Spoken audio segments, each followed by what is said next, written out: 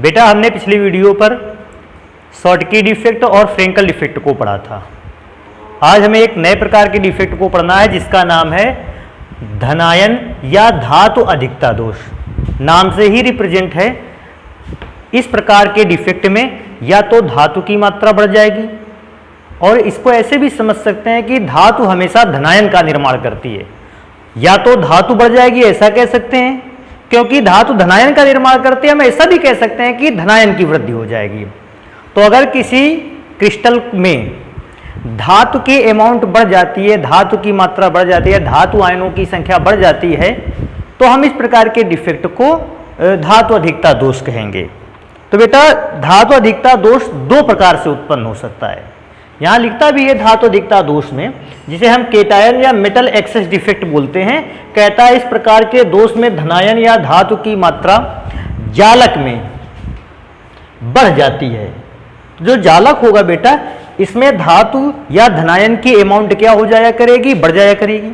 अभी जब मैंने जालक बना रखे हैं, इस दौरान मैंने जालक में धनायन और ऋणायन दोनों को बराबर मात्रा में, धातु और धातु दोनों बराबर मात्रा में बनाए हैं।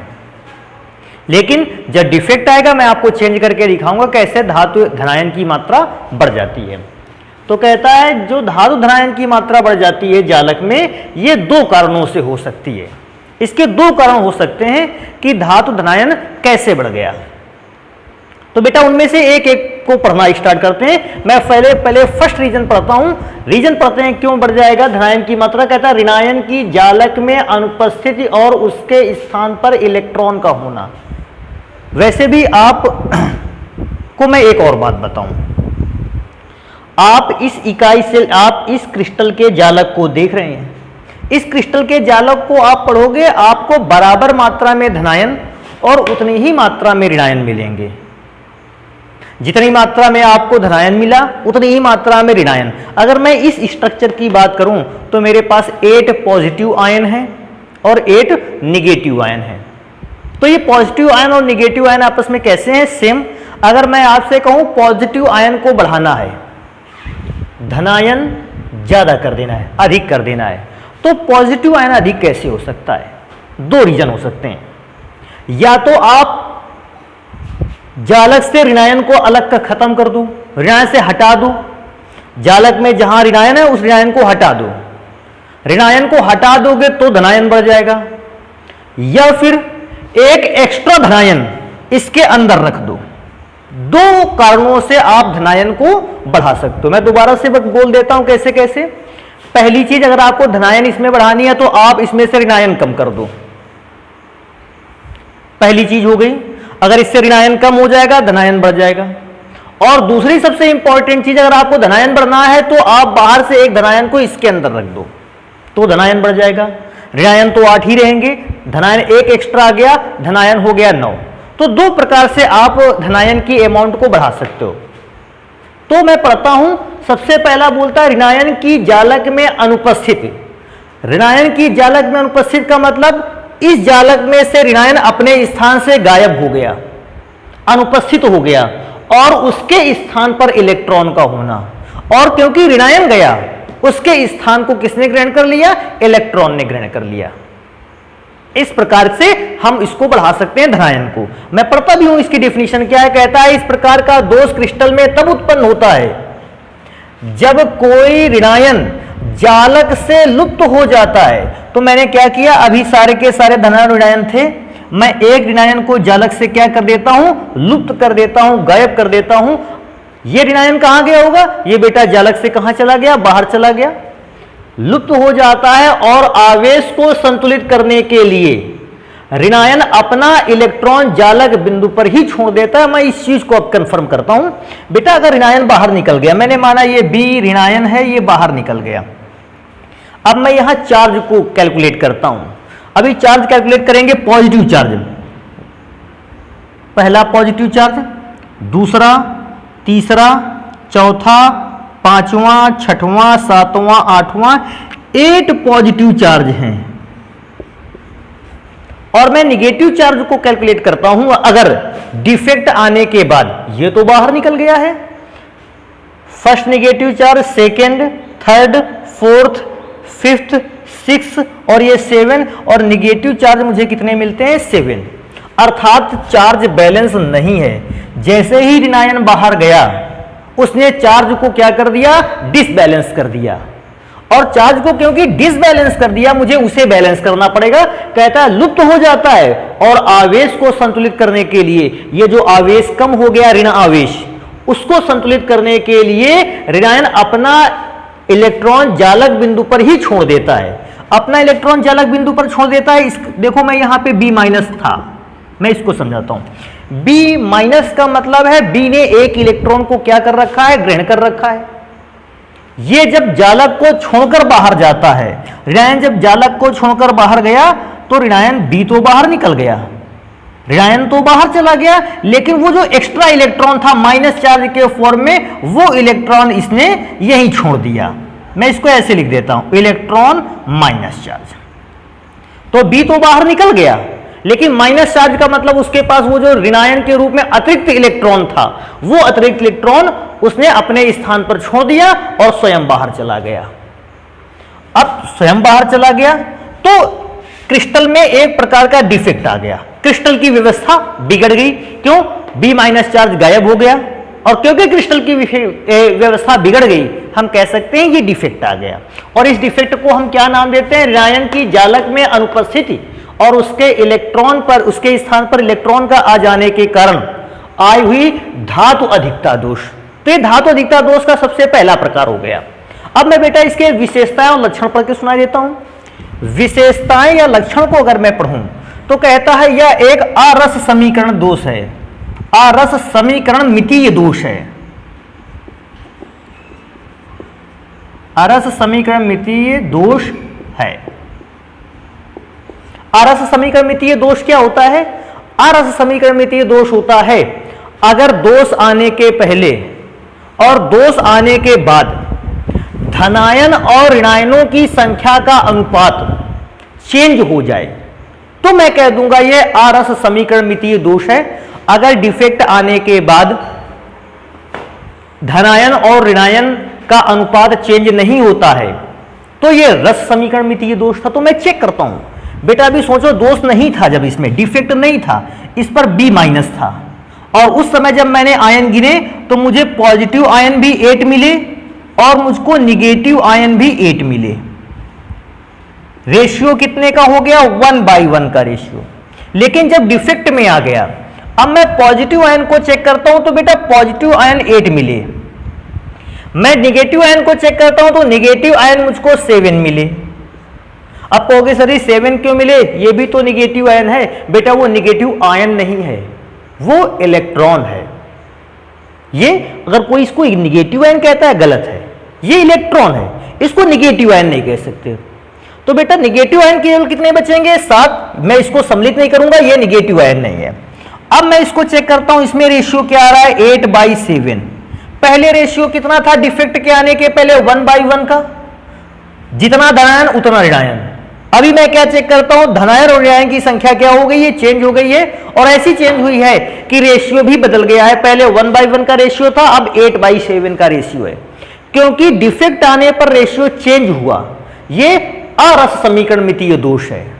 तो आरस समीकरण मितीय दोष की यह खासियत होती है कि जब भी डिफेक्ट इस प्रकार का उत्पन्न होता है बेटा, डिफेक्ट आने पर अवयवी कणों का अनुपात जो है वो चेंज हो जाया करता है, बदल जाया करता है।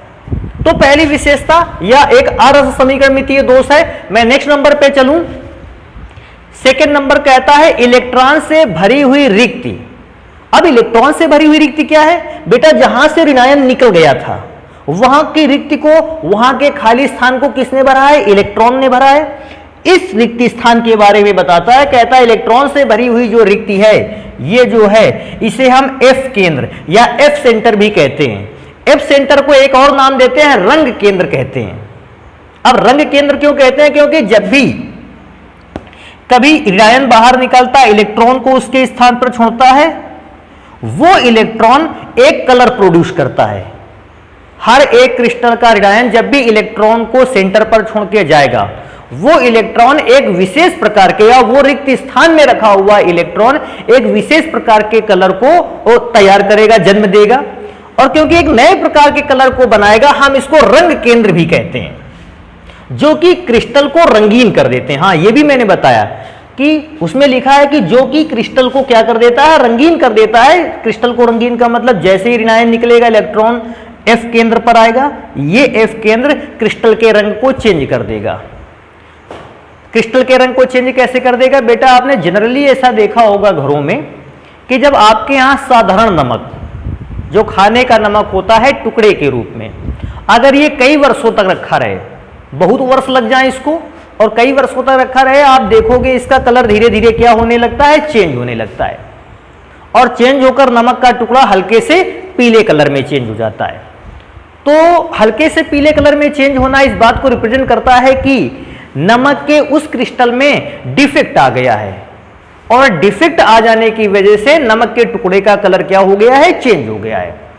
अब यह भी बात है, नमक के टुकड़े में तो बहुत सारे धनायन और ऋणायन होंगे, ऐसा भी हो सकता है कि बहुत सारे ऋणायन एफ केंद्र का निर्माण करें, और जब बहुत सारे ऋणायन एफ केंद्र का निर्माण करेंगे तो बहुत सारे एफ केंद्र भी बनेंगे, और ये सारे के सारे एफ केंद्र जो है वो कलर प्रोड्यूस करेंगे, और जब सारे के सारे एफ केंद्र कलर प्रोड्यूस करेंगे तो हमें वो नमक का टुकड़ा एक अलग रंग का दिखा देने लगेगा, पीले रंग का दिखा देने लगेगा। तो एफ सेंटर आप जान गए किसको कहते हैं, एफ सेंटर कहते हैं जब कभी भी ऋणायन अपना स्थान छोड़कर निकल जाए और उस ऋणायन के स्थान पर इलेक्ट्रॉन अपना स्थान ग्रहण कर ले, तो इलेक्ट्रॉन द्वारा ग्रहण किए गए रिक्त स्थान को हम एफ सेंटर कहते हैं, और ये एफ सेंटर जो है वो रंगीन कर देता है क्रिस्टल को। आगे मैं पढ़ता हूं इस चीज को, कहता है पदार्थ अनुचुंबकीय हो जाता है। बेटा सबसे बड़ी बात, जब भी कभी क्रिस्टल में कोई अतिरिक्त इलेक्ट्रॉन अवेलेबल होगा, फ्री इलेक्ट्रॉन अवेलेबल होगा, कोई अतिरिक्त इलेक्ट्रॉन आ जाता है, पदार्थ अनुचुंबकीय हो जाएगा। अभी आप इस बात को ध्यान रखें हमेशा के लिए कि जब भी क्रिस्टल में कोई अयुग्मित इलेक्ट्रॉन या अतिरिक्त इलेक्ट्रॉन आ जाता है, वो अतिरिक्त इलेक्ट्रॉन पदार्थ की चुंबकीय प्रवृत्ति को बदलकर उसे कैसा कर देता है, अनुचुंबकीय कर देता है। क्योंकि यहां इलेक्ट्रॉन आ गया एफ सेंटर पर, ये एफ सेंटर पर आया हुआ इलेक्ट्रॉन पदार्थ की इस पूरे क्रिस्टल की प्रवृत्ति को चेंज कर देगा और उसे कर देगा अनुचुंबकीय। क्योंकि किसी भी पदार्थ का जो गुण होता है वो डिपेंड करता है नंबर ऑफ इलेक्ट्रॉन्स पर। किसी भी पदार्थ का जो गुण होता है, जो उसकी प्रकृति होती है, वो डिपेंड करती है नंबर ऑफ इलेक्ट्रॉन पर या इलेक्ट्रॉनों की व्यवस्था पर। जैसे ही एक बार इलेक्ट्रॉनों की व्यवस्था चेंज हो गई, पदार्थ के कई गुण भी क्या हो जाते हैं, चेंज। इसलिए मैं ये मान सकता हूं पदार्थ का गुण इलेक्ट्रॉन्स पर डिपेंड करता है।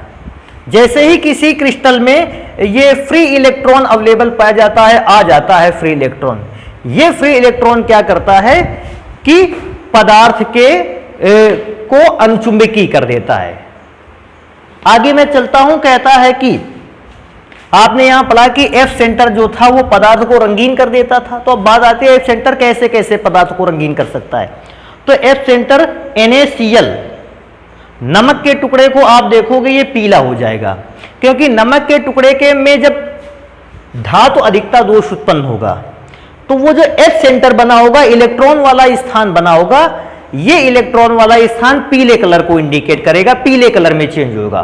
तो हमारा नमक बहुत दिनों तक रखा रहने पर क्या हो जाता है, पीले कलर का हो जाता है। हाँ, इसमें से मैं एक बात और ऐड कर देना चाहता हूं कि अपने यहां नमक तब डिफेक्टिव होता है जब बहुत वर्षों तक रखा रहने देता है। लेकिन बेटा अगर हमको प्रैक्टिकली याद करना हो, अब हमें प्रैक्टिकल करना है कि क्या नमक डिफेक्ट होने पर पीले कलर का बदल जाएगा, हम उसको 5 साल 6 साल 7 साल उसको घर में रखे बैठे हैं, क्यों? क्योंकि हम उसमें डिफेक्ट चेक करना चाहते हैं।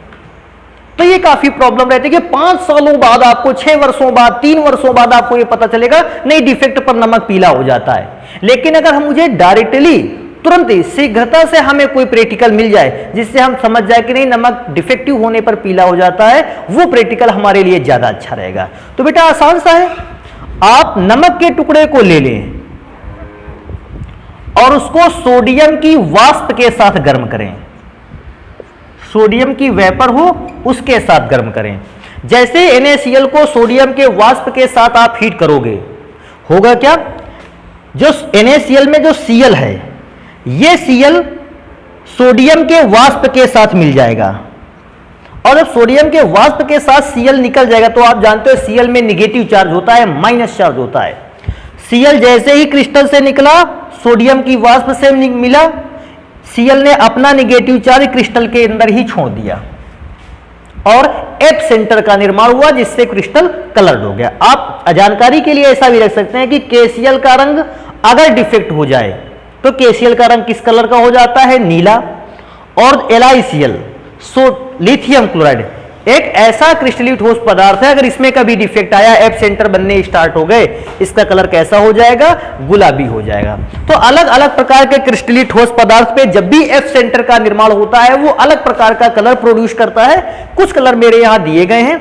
अब सोचने वाली बात है, KCl का रंग नीला कब हो जाएगा? जब इसको भी बहुत वर्षों तक रखा जाए, या KCl को पोटेशियम क्लोराइड को पोटेशियम के वाष्प के साथ हीट करोगे तो कलर पीला हो जाए, नीला हो जाएगा। ये शीघ्रता से चेंज हो जाएगा। मैं इसमें लिख भी देता हूं, जब मैंने सोडियम क्लोराइड को सोडियम की वाष्प के साथ गर्म किया, कलर कैसा हो गया? पीला। KCl को पोटेशियम के वाष्प के साथ गर्म करने पर इसका कलर नीला। LiCl को लिथियम की वाष्प के साथ गर्म करने पर कलर कैसा हो जाएगा? गुलाबी हो जाएगा। हाँ, एक और चीज मैं लिखे देता हूं 5वें नंबर पर। क्या लिखे देता हूं 5वें नंबर पे? कि ये जो इलेक्ट्रॉन है, क्योंकि ये ऋणायन से पूरी तरह से अलग हो गया है। ऋणायन था, उसने अपना इलेक्ट्रॉन फ्री करके अलग कर दिया और क्रिस्टल से बाहर चला गया।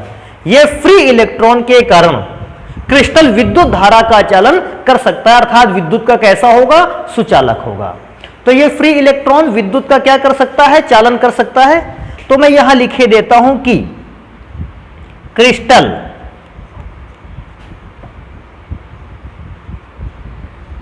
विद्युत चालक हो जाता है,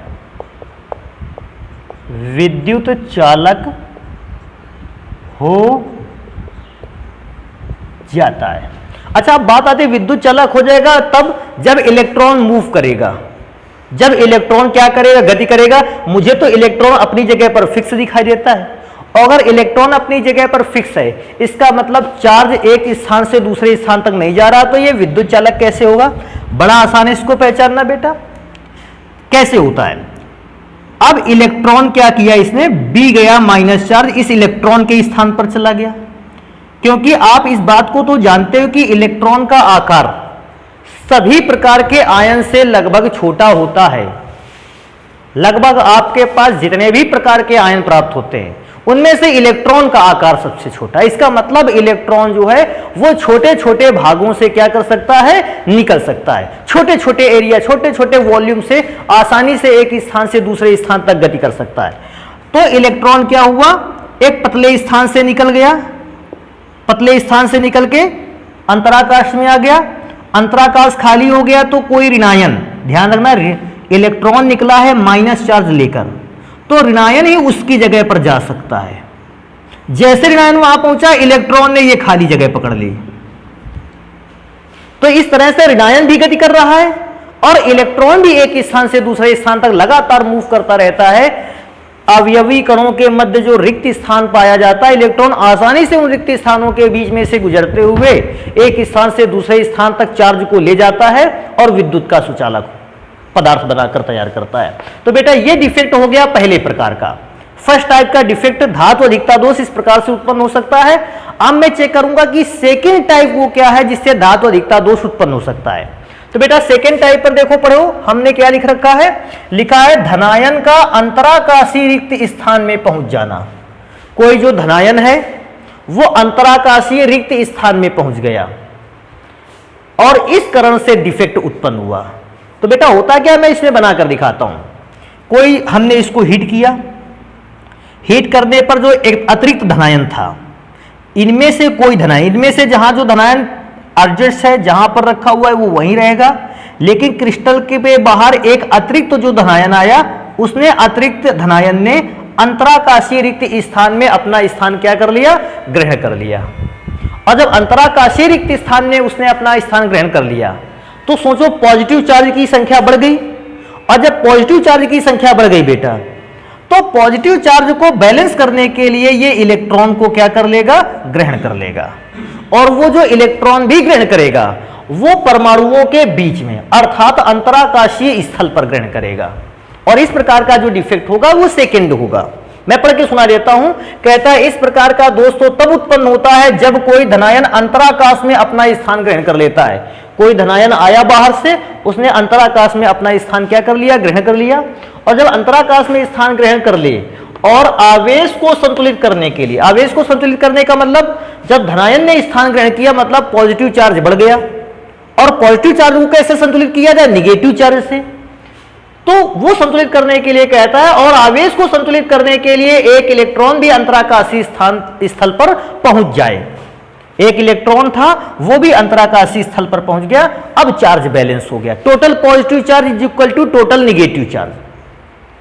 और इस प्रकार का दोष हमें कहलाता है धनायन की अंतराकाशीय रिक्त स्थान में पहुंच जाने के कारण। धनायन अंतराकाशीय रिक्त स्थान में पहुंच गया और इस रीजन से ये डिफेक्ट उत्पन्न हो गया। इस डिफेक्ट को मैं एक रिएक्शन के थ्रू भी समझा सकता हूं कि मेरे पास एक ZnO जिंक ऑक्साइड का क्रिस्टल है, और जिंक ऑक्साइड के क्रिस्टल में इस प्रकार का डिफेक्ट उत्पन्न हो सकता है। मैंने जिंक ऑक्साइड के क्रिस्टल को जैसे ही हीट किया तो जिंक ऑक्साइड के क्रिस्टल में बेटा Zn डबल प्लस बनकर तैयार हुआ, Zn पॉजिटिव आयन बनाया, ऑक्सीजन हाफ O2 बनाता है और साथ में त्याग देता है 2 इलेक्ट्रॉन। अभी मैं चेक करता हूं, ZnO जिसका क्रिस्टल है अर्थात पॉजिटिव आयन जिंक है और नेगेटिव आयन का काम करेगा ऑक्सीजन। होता क्या है इस दौरान, Zn पॉजिटिव चार्ज बनाता है, ऑक्सीजन, मैं छोटे समय के लिए लिखे देता हूं, ऑक्सीजन ने माइनस चार्ज बनाया होगा, ऐसा चार्ज बनाया होगा ऑक्सीजन ने। लेकिन ऑक्सीजन माइनस चार्ज ने जल्द ही अपने आप को स्टेबल करने के लिए, स्थायी करने के लिए अपने अंदर से 2 इलेक्ट्रॉनों को क्या कर दिया, त्याग दिया। अगर 2 इलेक्ट्रॉनों को त्यागा तो ऑक्सीजन का एटम शेष बचा, और आप जानते हैं एटम स्टेबल नहीं होता, इसलिए हम इसको मॉलिक्यूलर फॉर्म में लिखें हाफ O2। हुआ क्या, Zn ने 2 इलेक्ट्रॉन त्यागे और वो 2 इलेक्ट्रॉन यहां मैंने रख दिए। इसका मतलब है जब भी आप जिंक ऑक्साइड को गर्म करोगे अतिरिक्त धनायन का निर्माण होगा। ये धनायन कहां पहुंच गया, रिक्त स्थान पर। अब मैंने Zn से नहीं लिखा, मैंने उस धनायन को A से लिख लिया है। आप इसको A मान लें, इसको B मान लें, ऐसा भी मान सकते हैं। हमने Zn पर एग्जाम्पल बताया इसलिए मैंने लिख दिया। आप धनायन उदायन से मतलब रखें, Zn का मतलब पॉजिटिव आयन, ऑक्सीजन का मतलब निगेटिव आयन। जैसे मैंने Zn को हीट किया, Zn ने डबल पॉजिटिव चार्ज बनाया, और डबल पॉजिटिव चार्ज बनाते हुए अंतराकाशीय रिक्त स्थान पर पहुंच गया पॉजिटिव चार्ज के फॉर्म में। और बेटा ये जो 2 इलेक्ट्रॉन त्यागे गए थे, ये 2 इलेक्ट्रॉन उसको बैलेंस करने के लिए ये भी अंतराकाशीय रिक्त स्थान पर पहुंच गए। धनायन भी अंतराकाशीय रिक्त स्थान पर और इलेक्ट्रॉन भी अंतराकाशीय रिक्त स्थान पर। और सर इसका क्या हुआ, ऑक्सीजन का, बेटा ऑक्सीजन क्रिस्टल से कहां चला गया, बाहर। ऑक्सीजन गैस फॉर्म में था, ये क्रिस्टल से अलग निकल गया। और जब क्रिस्टल से अलग निकल गया तो मैंने समझ लिया कि भैया अब तो इस पे डिफेक्ट आ गया है। अब डिफेक्ट के अन्य चीजों को भी समझते हैं, जैसे कि डिफेक्ट की विशेषताएं, लक्षण क्या है। बोलता है यह एक प्रकार का आरस समीकरण मितीय दोष है। आरस समीकरण मितीय दोष का मतलब है धनायन और ऋणायन का अनुपात चेंज हो गया होगा। मैं चेक करता हूं, अभी सोचो अगर इसमें से डिफेक्ट ना उत्पन्न हुआ था, पॉजिटिव आयन भी 8 थे, निगेटिव आयन भी 8 थे, और रेशियो क्या था 1/1। लेकिन अब क्या हो रहा है, पॉजिटिव आयन गिनोगे तो एक एक्स्ट्रा पॉजिटिव आयन आ गया है, तो पॉजिटिव आयन 9 हो गए। निगेटिव आयन चेक करोगे तो कहोगे सर जी निगेटिव आयन 9 है, नहीं बेटा, निगेटिव आयन अभी भी 8 है। क्यों 8 है, क्योंकि इलेक्ट्रॉन है ये निगेटिव आयन थोड़ी है, निगेटिव आयन तो B- है, तो निगेटिव आयन तो 8 ही बचे हैं अभी, और रेशियो 9/8 का हो गया। पहले रेशियो 1/1 का था, अब रेशियो 9/8 का हो गया। इसका मतलब रेशियो में चेंज आया, और क्योंकि डिफेक्ट आने पर रेशियो में चेंज आ गया, ये अरस समीकरण मितीय दोष है। अरस समीकरण मितीय दोष है।